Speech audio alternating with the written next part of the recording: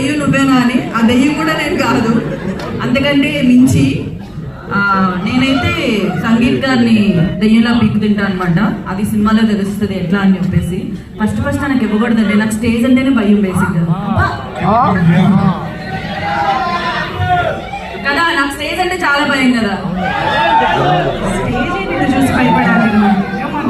Okay, నా భయం పక్కన పెట్టేసి ఫస్ట్ ఆఫ్ ఆల్ రాకాసలో నాకు ఇంత మంచి ఛాన్స్ ఇచ్చినందుకు thank you so much Manasa garu and Niharika garu. Thank you very much.